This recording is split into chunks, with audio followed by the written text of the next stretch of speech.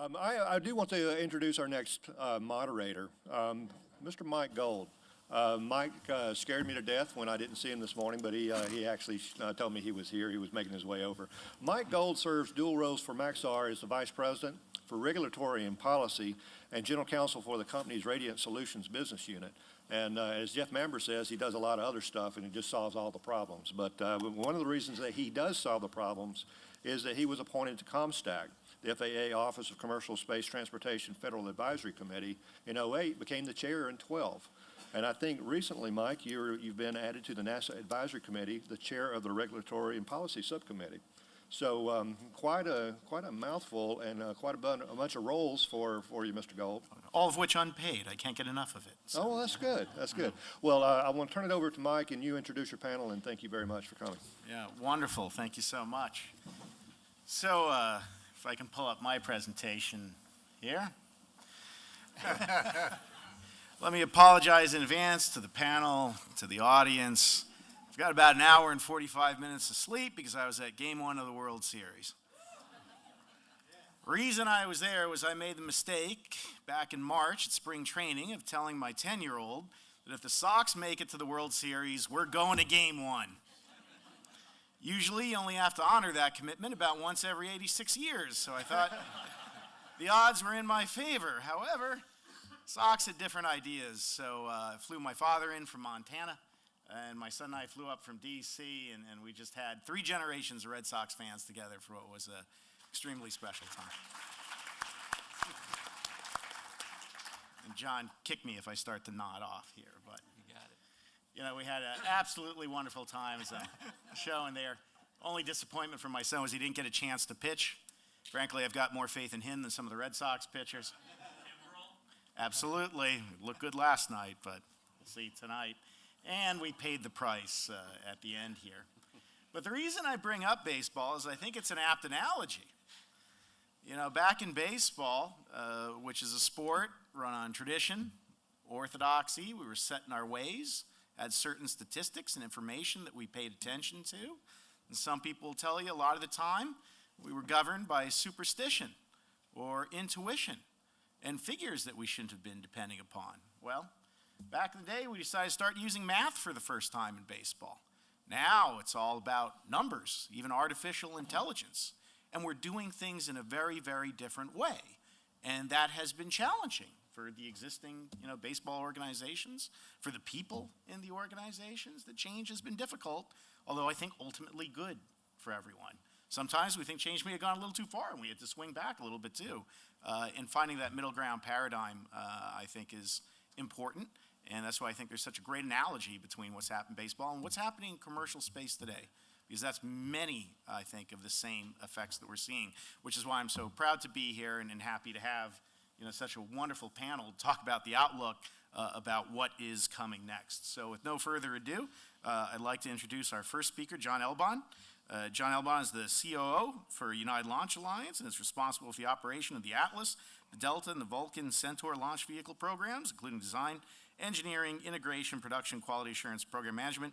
He joined ULA after a 35-year career at Boeing with roles such as VP of Space Exploration, Vice President of Commercial Programs, Vice President of Systems Integration for the Army's Future Combat Systems, as Boeing Program Manager for several NASA programs, including Constellation, ISS, the Checkout Assembly and Payload Processing contract, Kennedy Space Center. Everyone, let's have a warm round of applause for John Elbon. Thanks, Mike. You got through that with only an hour and 45 minutes sleep. How many people here from Houston? A few. Oh, there's one. So I'm not, maybe the ALC. You may be outnumbered, yeah. I don't know. As long as we beat the Yankees, I'm fine with Houston, fine with Dodgers, so bless you, Houston. You did get the coach from Houston. We did. Yeah. We only hire coaches who know how to beat the Yankees in their own team. Yeah, in their own team. It's good. Hey, well, thanks for the opportunity to talk today. I got a few charts to kind of show the status of Vulcan and its development, but before I do that, I wanted just to talk a little bit about perspective on commercial launch, which is the part of commercial that I'm involved in.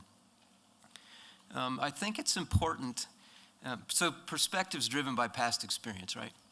And I think it's important for us to look at past experience, particularly in commercial launch, as we have this dialogue. So if you rewind the clock 20 years, there were folks on a panel like this having dialogue about commercial launch, and there were envisioned several constellations that were going to require significant commercial launch. Lockheed Martin and Boeing set out to develop launch vehicles, the Atlas V and the Delta IV, that were focused on that very robust commercial market. In the case of McDonnell Douglas at the time, which later became Boeing, the factory indicator was built. It was sized to crank out 40 cores a year. A couple of ships were bought to transport those around. Launch pads were built on the East Coast and West Coast. Significant infrastructure put in place to address that envisioned launch market. Similar investment by Lockheed Martin. And then the idea was that supported by that commercial launch market, kind of as an adjacency to that, we would launch national security payloads and service the government as a customer, the way Jeff Manber put it, which I agree with, by the way. And then, so that didn't materialize, the commercial market.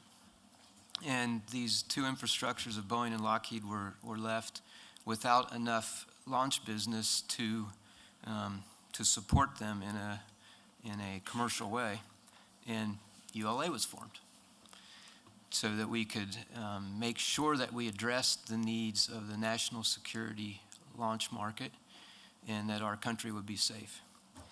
So it's really important as we have this dialogue that we keep that in perspective, I believe.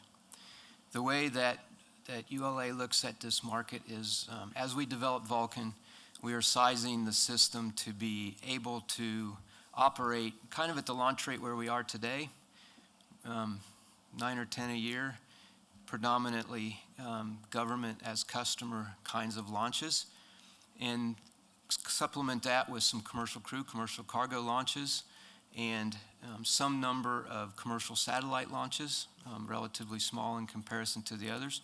And then if the commercial market does develop and there's an increase for launch, we're putting in the capability so that we can grow and take advantage of that.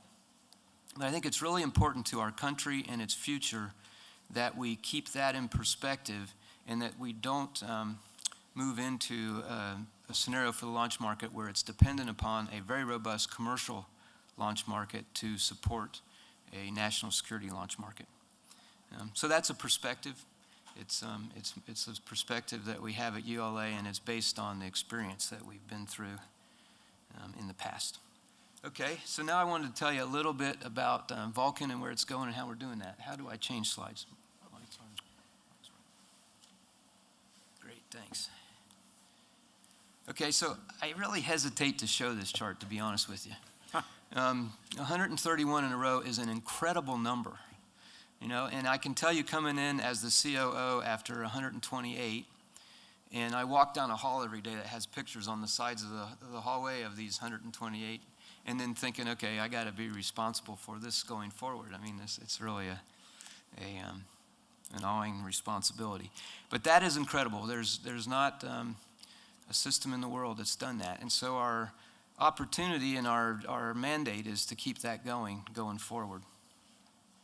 So how we're going to do that is we need to capture the attitude, the processes, the approaches that enable that kind of performance, and take that and put it into a new rocket, the Vulcan rocket, that can maintain that kind of performance and at the same time lower costs so that we can be competitive in the market that exists today. Vulcan is based on the heritage of Atlas and Delta. The boosters, I'll start with the boosters, the GEM 63s that are going to assist the boost are going to be developed first used on Atlas. Northrop Grumman's developing those new boosters today, and then they'll migrate to Vulcan. The avionics that will be a part of Vulcan are flying on both Atlas and Delta today, so those exist. The upper stage will be derived from the Centaur upper stage that flies today. We call it a wide-body Centaur. The current one is is about 10 feet in diameter. The new Centaur will be about 15 feet in diameter. But it's the same kind of construction, the same heritage in the engine and the avionics. The RL-10s from Aerojet Rocketdyne will be used. And then the new part will be the new engine being developed by Blue Origin, which will be a methane oxygen engine that will perform for the booster. So a lot of heritage there and some new development as well going forward. Making good progress. This is a picture of the tooling out at Decatur. If you get a chance to go on the tour on Friday, you'll see this. Very modern robotic friction stir welding that'll help us reduce the cost as we produce this. And the capacity will be able to go up to 20 Vulcans a year. As I said, we're kind of sizing the business for what our manifest looks like today. Several strategic partners in this with us. I mentioned Northrop Grumman and the new boosters that are being developed. They will fly first on Atlas, and that will happen about a year from now is the first flight that those boosters will fly, and then they'll migrate to Vulcan. And then RUAG is working with us to build fairings. Those will fly on Atlas first as well, and then will fly on Vulcan. They're being built in a section of the factory out in Decatur also. Lots of pad modifications underway. Vulcan will fly off the same pad that Atlas does at the Cape, and it will be modified so that it can handle both as we do the transition. And so the team is doing a really good job of making those mods in and amongst the current Atlas launches. It's kind of exciting to watch. Just from a performance perspective, so this is a key thing about Vulcan. If you look at the first rocket shown there, its performance is very similar to the Atlas, the biggest of the Atlas Vs, which is shown clear on the other side of the page. But then as we add solid boosters to Vulcan and eventually get to the center rocket there, which is the Vulcan Centaur Heavy, which has a larger Centaur 5 stage and improved RL-10 engines, we'll have performance that surpasses the Delta IV Heavy performance today with a single stick rocket. And so you can imagine that helps quite a bit with the cost as we move forward. So we're making good progress on the development. Our first flight will be, certification flights are targeted for April of 21. And we were real excited about the results of the Air Force's LSA procurement, and we're off and marching. And as I said, our whole mission is to transfer that kind of reliability that we've shown with Atlas and Delta into a new rocket that can also help us control cost. So thanks a lot, and I'll pass it to you, Peter. Oh, Peter's over there. Pass it to Lars. Thank you, John. You know, we mentioned the free work on the advisory committees, and that is what it is, which is why I really appreciate the role that ULA has played on the ComStack through the years, and your predecessor, and generally, you know, not only what you've done technically, but the team in Washington. I know I see Andy over there, and Mark Vazana. Again, it's been really helpful. And also, over in SpaceX, Tim Hughes, who's a, important member of the ComStack, has always been there for us. So let's introduce Lars Hoffman. Lars is SpaceX's Senior Director of Government Sales. In this role, he leads strategy, business development, and sales for national security programs to provide critical space-based capabilities. Lars was instrumental to SpaceX earning national security certification for the Falcon 9, the Falcon Heavy launch systems, and has captured government contracts totaling more than $600 million.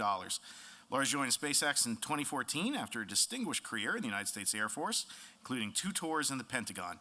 Lars holds advanced engineering degrees from the U.S. Air Force Academy, the Air Force Institute of Technology, United States Air Force Test Pilot School. Let's have a warm round of applause and welcome Lars.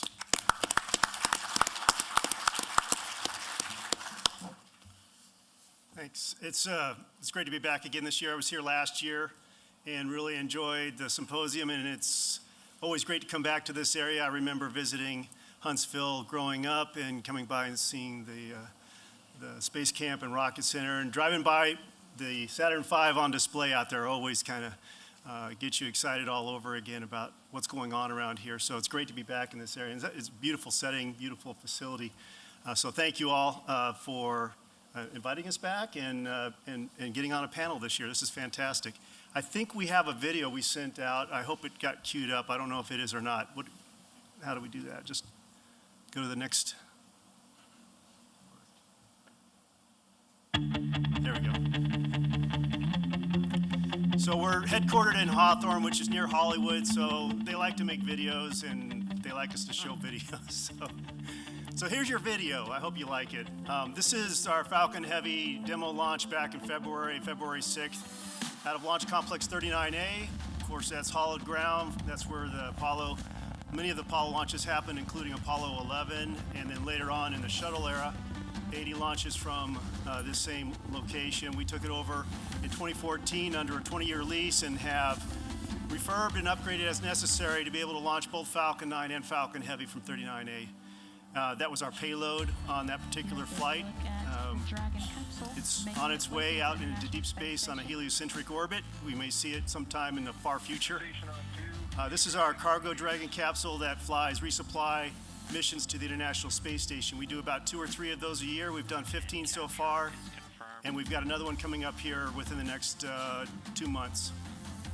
That's the interior of our commercial Crew Dragon, the Crew Dragon, and the spacesuits that we've designed and manufactured as well. And there's BFR, Big Falcon Rocket, BFR, Big Falcon Rocket. And that's our vehicle that's going to be able to do pretty much anything that we need it to do in terms of delivering payloads to Earth orbits and then far beyond Earth orbits, going to the moon, delivering cargo to the moon, delivering cargo and people to Mars to help us along our strategic goals of making humanity multiplanetary. So what's going on at SpaceX today? There's just a few things, and I'll try and summarize those quickly. I don't have any slides. The video was meant to give you a quick overview. But we're launching like crazy. We've launched 35 times since last January of 17. We launched 18 times in 2017 and 17 times so far this year, with another 5 launches scheduled between now and the end of the year. So do your math. That's a couple in November and a couple in December. It's going to be a busy finish to the year. But all of those are well on track for launch. And it's a cross-section across multiple markets. It's not just government launches, it's not just commercial launches, it's across the spectrum. Commercial launches for government or for customers around the world, both US customers and international customers. We've got multi-payload launches, a couple coming up here, including one at the end of November. It's over 60 payloads. That's going to be an exciting one to watch. And we've got cargo resupply services. We've got an Iridium launch planned towards the end of the year. That will be the 8th launch in the Iridium series of launches to put up the last 10 Iridium satellites to fill out their constellation of 75. So that's just what's going on with Falcon 9 between now and the end of the year.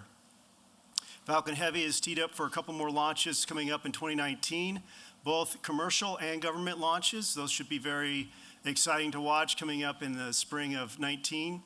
But the top priority in the company right now is focusing on commercial crew, the commercial crew program, and making sure that we stay on track. And as you saw just a few weeks ago with the in-flight aboard of the Soyuz, we need to have this capability. We need to get our astronauts up to space from US soil. So we're working as hard as we can around the clock to stay on track. We're working very closely with NASA every day, and we're right on schedule here to do the first demo launch in the next 2 months to be able to deliver an uncrewed Crew Dragon up into its intended orbit, bring it back down safely, and learn everything we can to quickly move on to the in-flight aboard and then on to the first crewed mission in the spring, and then start doing the crew resupply missions here in 2019. So we're very excited on that program and very focused on that program.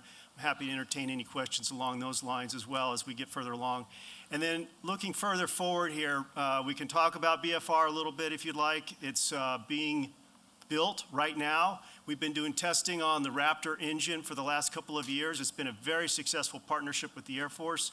This is a LOX methane full flow stage combustion engine. It is absolute state of the art, a lot of additive manufacturing, and it's exceeding all expectations. We're going to integrate that with the upper stage of the BFR next year to do hop tests from our South Texas launch site.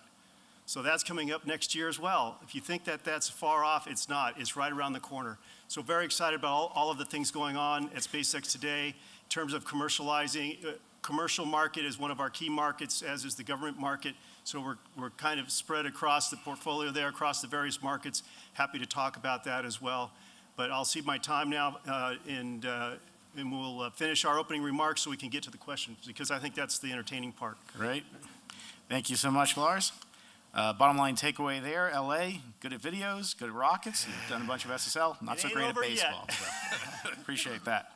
Next up, we have Peter McGrath, who's the Global Sales Marketing Director for the Space Exploration Business and Space Launch, part of Boeing Defense, Space and Security. He's responsible for shaping, extending, capturing business in support of human space exploration missions. Peter has been with Boeing for more than 29 years, working in various positions, starting as a structural engineer on Space Station, DCXA, Delta IV, sales for Delta II, Delta IV, and Sea Launch sales and marketing for Air Force satellite programs. Program manager responsible for fielding the first set of brigades under the Army's Brigade Combat Team Modernization Program.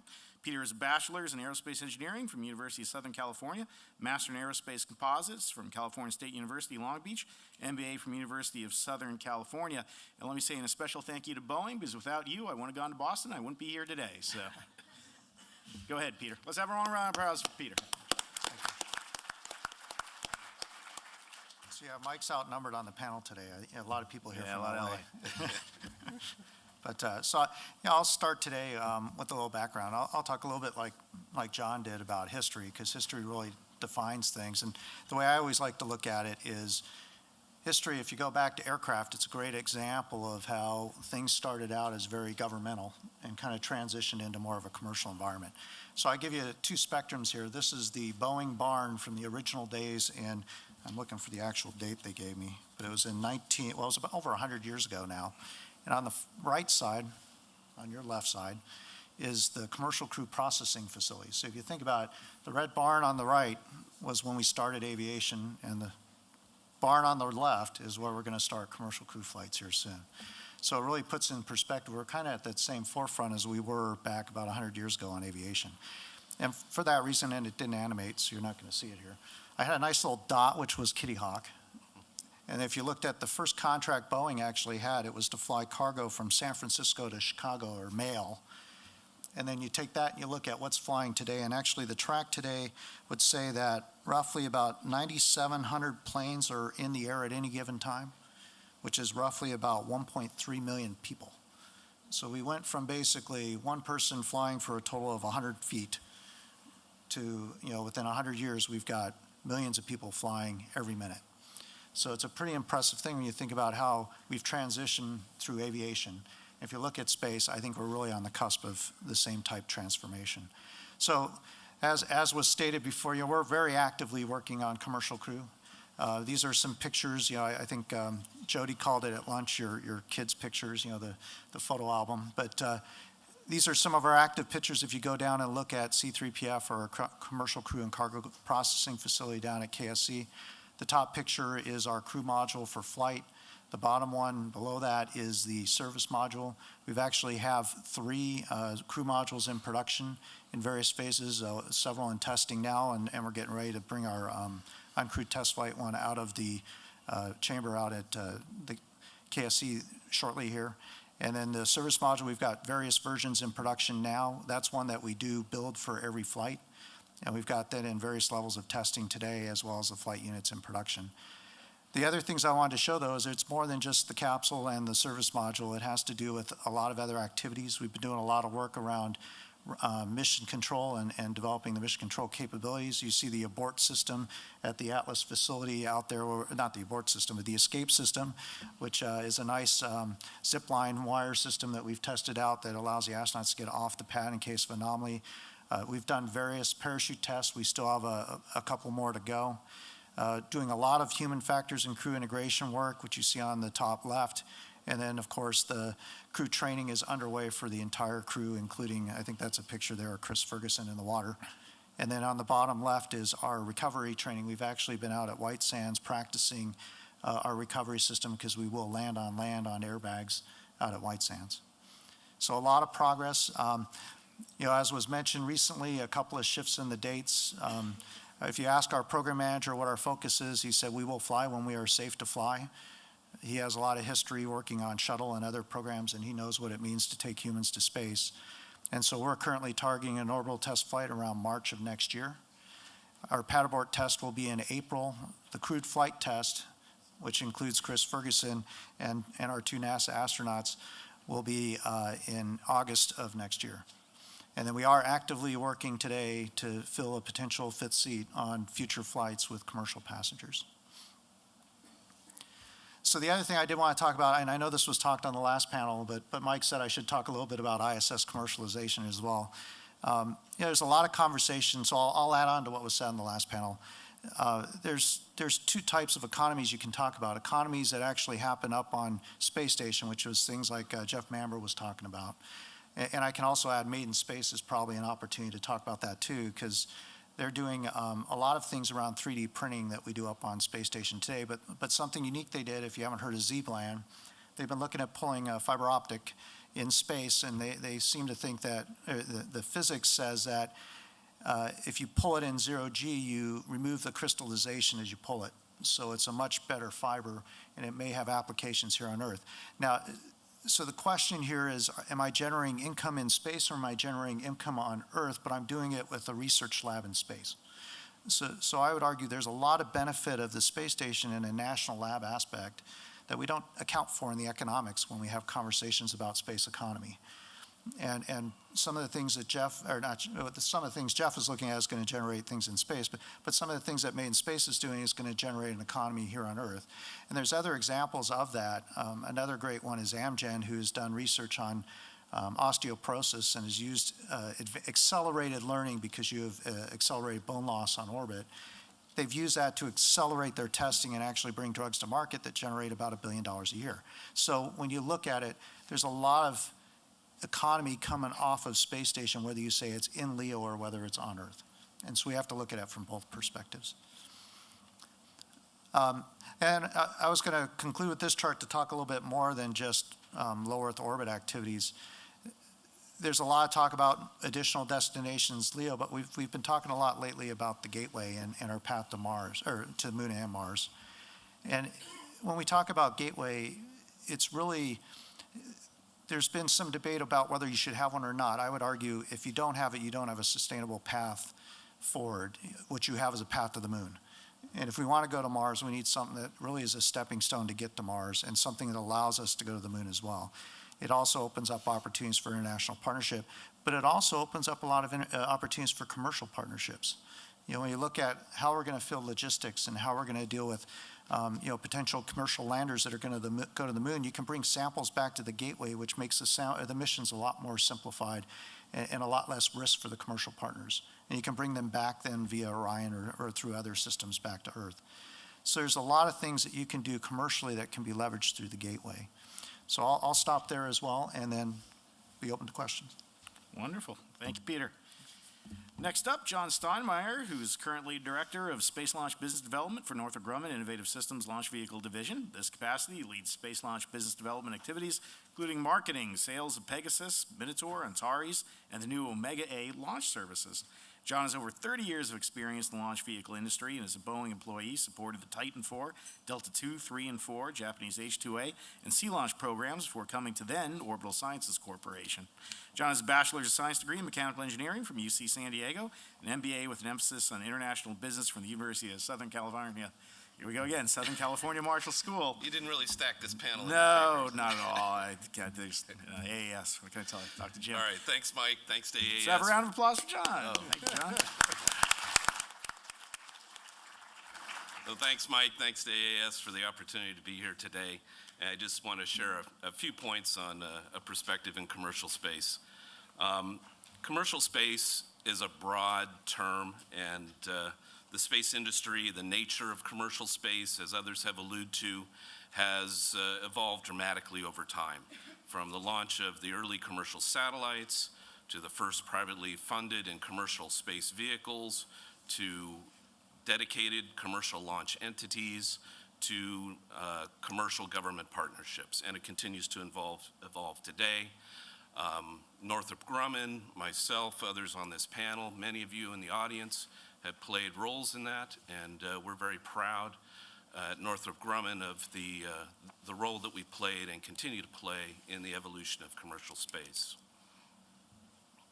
The other point I'd like to make is that government and commercial, especially in the space industry, are symbiotic. The government experience that we have permeates throughout our whole company, the government experience has facilitated development and successful flight demonstration of many of the components that we integrate into our now commercial launch systems. And you saw that in some of the slides that Charlie Precourt shared with you this morning, and the common hardware that we use across both government and commercial systems. Moreover, the significant synergy that we have between our government and commercial programs allows significant economies of scale, bringing lower cost across our product line. At Northrop Grumman, we have 4 active launch vehicle programs. We have the Pegasus air-launched program, currently still the only Class 3 NASA-certified small launch vehicle. We have our very successful Minotaur program that we operate cooperatively with the U.S. Air Force, 100% success, tailored government launch solutions. We also have our Minotaur commercial variant that offers affordable commercial small launch.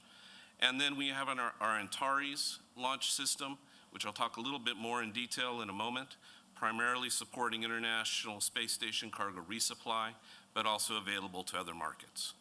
For the past several years, we've been active in the development of the Omega launch system. As others have alluded to, the initial development was performed under a cooperative agreement with the U.S. Air Force to develop propulsion prototypes, which we have done, and we will successfully test fire next year. Like Mr. Elbon alluded to, we're very proud of the recent LSA award that we also received from the Air Force. Our Northrop Grumman Air Force, our space launch programs serve all markets, the government, DoD, NASA, as well as commercial entities. So just one prime example of a successful NASA commercial partnership. The initial COTS program and then the CRS program that provides cargo resupply services to the International Space Station, and specifically our Antares and Cygnus launch vehicles and space vehicles that supports that. To date, we have successfully delivered more than 50,000 pounds of cargo to the International Space Station. We have another roughly 7,000 pounds being packed today to be launched the middle of next month. Our solution provides an optimized volume to NASA to allow them greater utility for delivery on orbit. We've been awarded multiple follow-on missions, and then, of course, the subsequent CRS-2 contract. Want to talk just a little bit about Omega. Omega is our new intermediate to heavy launch system that initially we are developing cooperatively with the U.S. Air Force, but will be designed to serve all markets. The Omega system, just very briefly, is a 2-segment solid rocket booster. We call that a Castor 600, which borrows heavily from our vast experience with solid rocket propulsion on the SLS and the precursor shuttle program. The second stage is a single segment Castor 300 solid rocket motor. The upper stage is a cryogenic LOX hydrogen stage powered by 2 RL-10 C5 engines, and then 5-meter payload accommodations. Had I known this was going to be such a large screen, I would have shown the slide that has a little greater detail, but all these components have a vast heritage from across our extensive product line within Northrop Grumman Innovation Systems. It's highly vertically integrated. The composite components come from our Aerospace Structures division, currently manufactures all the large-scale composite structures for ULA and our other launch vehicles. The propulsion systems, once again, borrow heavily from other heritage systems. The GEM 63XL solid rocket motors, as was alluded to earlier, will initially be used on the Atlas V, and then will be rolled into Omega and other programs. For launch on the East Coast, we have a cooperative agreement with NASA to use much of the infrastructure that you saw earlier today that was originally developed for the shuttle and precursor programs and is now being updated and renovated for SLS. We're taking advantage of that and using high bay number 2 of the VAB to integrate the vehicle and roll out to Launch Complex 39B on much the same infrastructure you saw earlier, our own dedicated MLP, and then the launch pad there that you saw earlier has been refurbished and is nearly complete. The vehicle is well in development. As I believe Mr. Precourt mentioned earlier today, we have actually 7 common booster segments that are in various stages of production, and we're on track for a static fire test of those motors in the second quarter of next year, and initial launch capability of the vehicle in 2021. What's in store for the future? Certainly continued execution of cargo resupply missions, both under the current NASA construct as well as potential future commercialization of the station, as was alluded to just earlier. SLS continued booster production and upgrades, as was alluded to earlier today, and continued support of that program. And then ultimately integrated solutions for cislunar, gateway, and other points beyond, combining both the resources of the greater Northrop Grumman enterprise as well as our own launch vehicles to field integrated solutions for exploration goals in the future. We're tremendously excited about the future, and thank you for the opportunity to speak here today. Wonderful.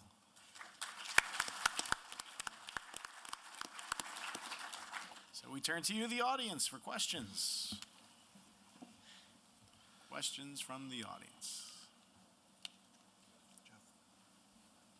That was inevitable. This question is for Mr. Elbon.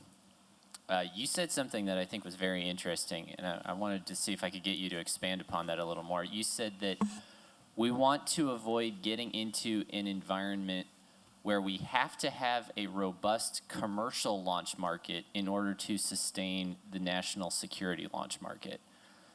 Can you elaborate a little more explicitly what would be the consequences of getting into such an environment?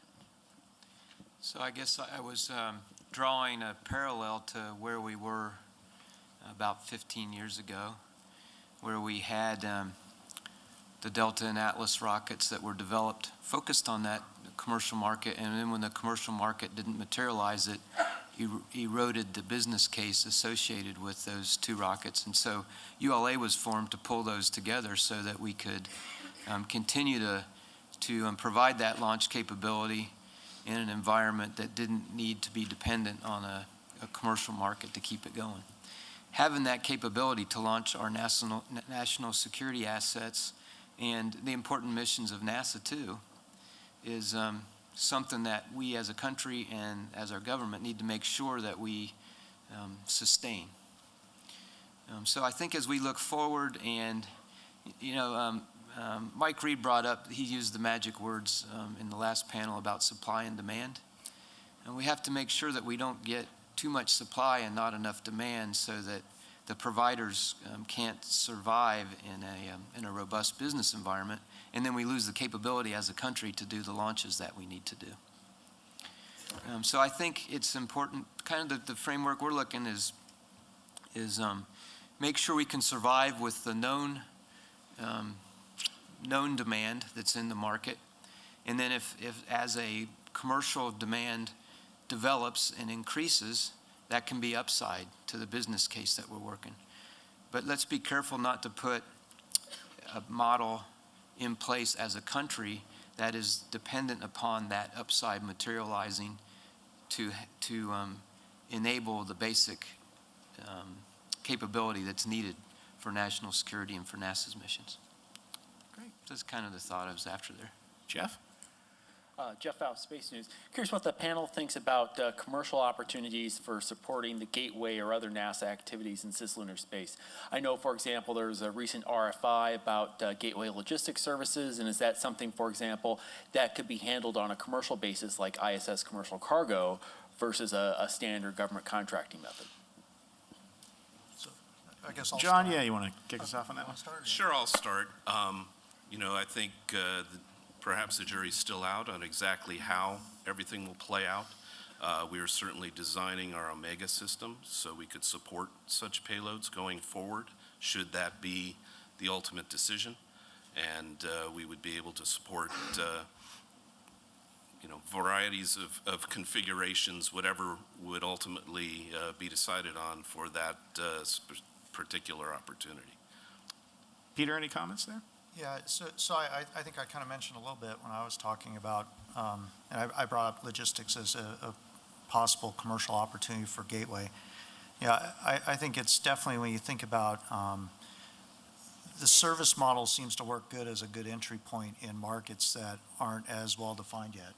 And you're seeing that kind of proven out in LEO today with space station. You got commercial cargo and commercial crew now, where you're leveraging technology that's done from 50, 60 years ago.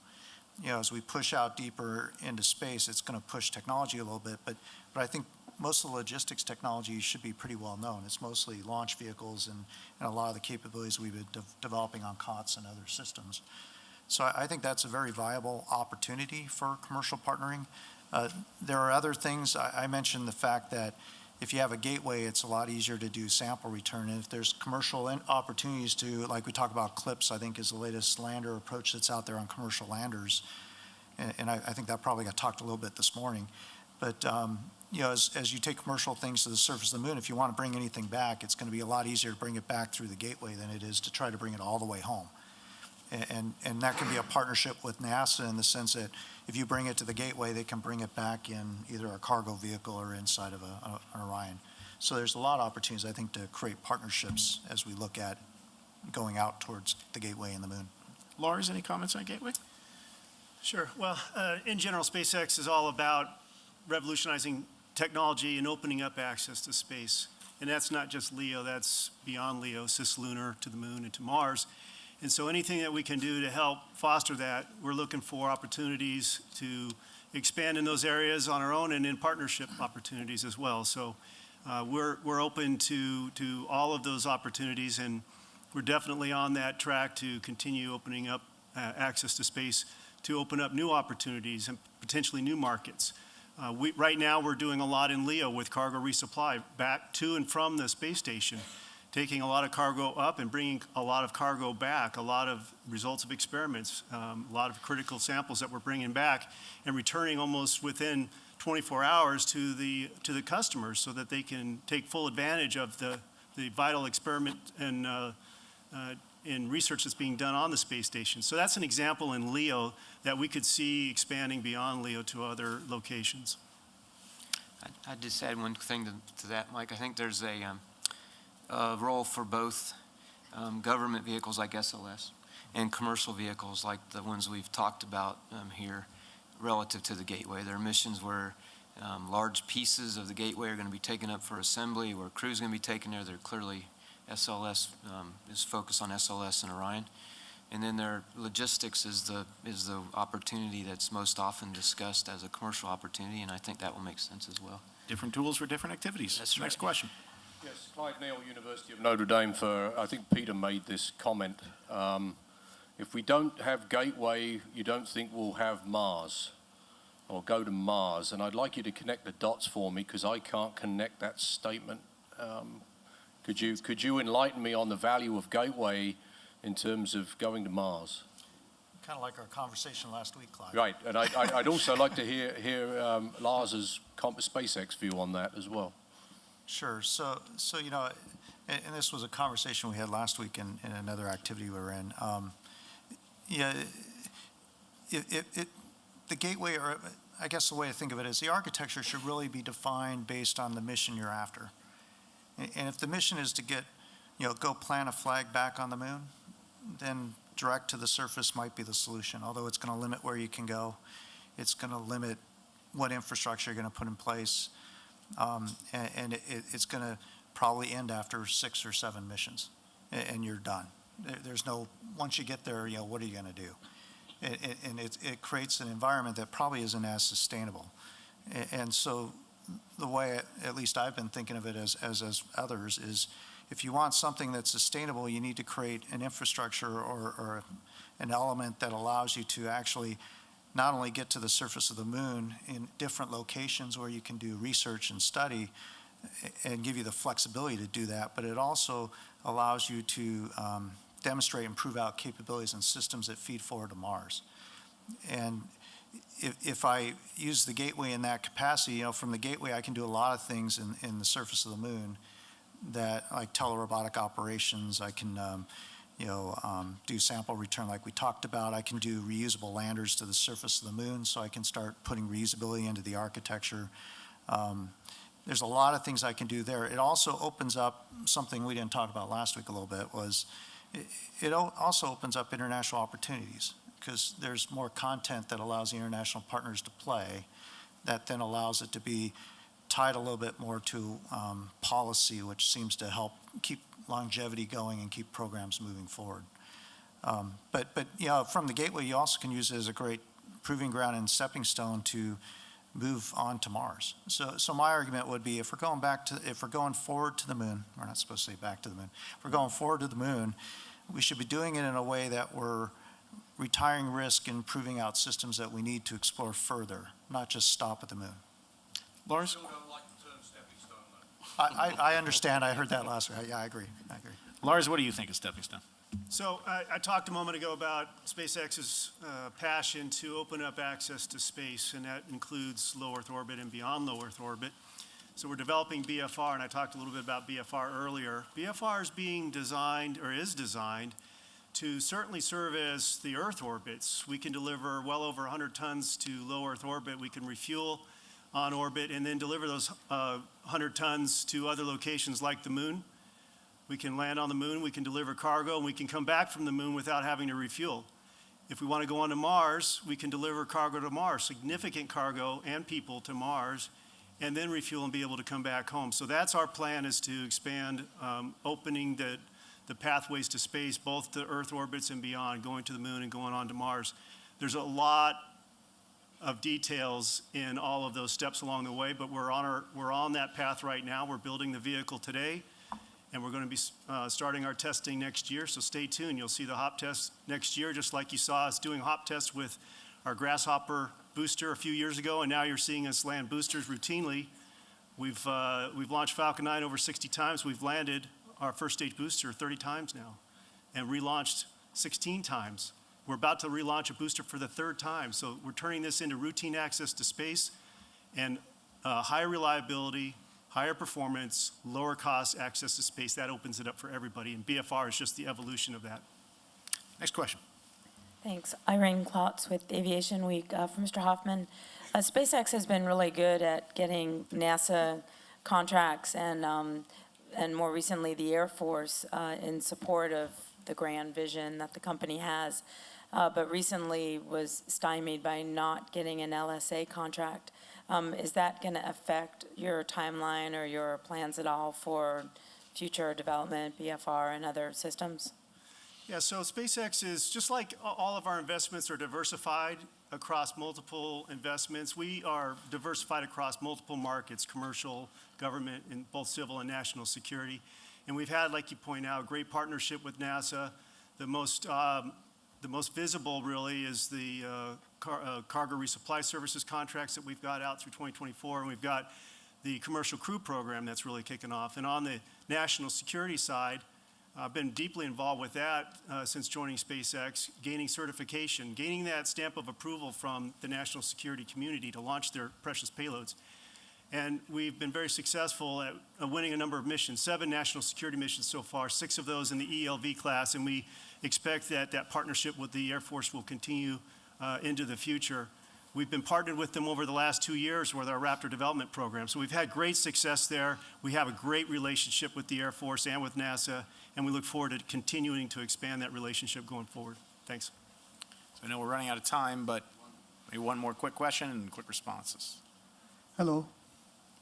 So my question deals with the supply and demand that was mentioned before, that we have the supply. What I've heard today is that we are doing a lot of research in the commercialization area to get us to the space station and beyond, to the moon and beyond, and bring them back with the payloads, doing some research in that direction. So I wonder about the commercialization. Somebody talked about the 3D printing being done in the microgravity area. are we exploring other avenues of commercial use on Earth of some of the things that we can do in space, like the 3D printing? What are some of the research that we need to take in the universities? What are some of the research that is being done in the private sector? What is the research being done into the governmental sector to bring to the commercial use on Earth of something like 3D, but there are other also aspects also we can do in the microgravity to decrease the cost, increase the quality, and then bring them back. That will make it viable, the space program, from a commercial point of view. So I would like to know what is being done in that direction. You want to take that? You want to start out?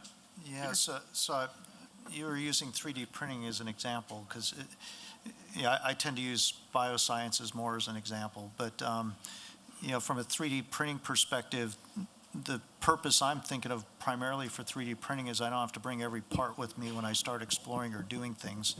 I can actually print the part I need, and once I'm done, I can shave it back down, and I'm back into raw goods that I can reprint for other things. So that means I don't have to bring all the storables with me. It means I can print any part I need, right? So I think of it from that way, from an exploration perspective, and that's where I see the made in space 3D printing really helping out. Although they have been looking at 3D printing human organs, which would definitely help us back here on Earth. The idea that in microgravity, you don't have the effect of gravity weighing in as you print it, so you don't have damage as you start putting the system together, or stresses in the system. So they've been looking at 3D printing organs. But the area I think that there's been a lot of benefit is really around the protein crystal, the medical side of it. And John can talk this as well as I can, because we've said it at about 20 conferences. But, like the example we typically use is Duchenne's muscular dystrophy, and a scientist from Japan that took a protein crystal up there and found a water molecule he couldn't see on Earth because the crystal is pure up there and it's not here. And now he's experimenting with drugs that inhibit the effects of Duchenne's muscular dystrophy. And so to me, that's the benefit of doing science up in space that can come back and benefit things on Earth. So if you're asking what can universities and research do to kind of spawn some of that, I think it's looking for opportunities where we can leverage microgravity research. So putting samples and experiments together to go see where we can go leverage that. The printing of organs is a great example. Seeing what we're having issues with here on the Earth that we might be able to overcome in microgravity, putting those experiments together, launching them up. Cases will help you put them up on station, and then we can bring the parts back, and you can take a look and see how they're materializing. John, did you want to make a quick comment? Yeah, so it's a $1 million question. I mean, all of us on the stage here are focused on the supply side. Omega, SLS, Falcon, and BFR, Atlas Delta Vulcan. We don't have New Glenn here, but they could be here. So we all are interested in the demand side increasing. Yeah. I'd like to have 4 more people up here in a market that was big enough to keep them all going. So I think the trick is we just got to keep talking and working it. ULA hosts a conference of about 100 different entrepreneurs on a yearly basis, and we just get them in a room. We talk about the cislunar economy and what it could be, and try to generate ideas and get demand. We just have to keep doing that. And I'll take 1 more minute. I don't know how many people have been to Thomas Edison's home in Fort Myers, Florida, but there's 2 kind of researches there that always impress me. One is the light bulb. He purposely tried to build a light bulb. He did tens of thousands of filaments until he found one that would work. And that was very structured research that led to a result. Another one is there's a pile of rubber on the floor in his laboratory that the technician accidentally spilt sulfur into and discovered vulcanization. So we just got to keep doing research, because some things happen just by accident and some things happen by deliberate, I'm trying to find that. And so, keeping that going so we generate an economy in low Earth orbit, in cislunar space, in Mars, is just incredibly important to our path going forward. So look, John, Jeffrey Manber and Andrew Rush are talking together right now. Hopefully they're cooking up some great ideas for demand. Wonderful. They got us covered. Sounds good. So look, want to thank everybody. I'd like to thank AAS and Jim Way for putting this together, University of Alabama, Huntsville for hosting us. Bring it full circle. I started with my family in June. I dropped my son off here in Huntsville for space camp. I hope 8 years from now, maybe I can drop them off for the Space Force Academy here in Huntsville. So let's have a long round of applause for Huntsville.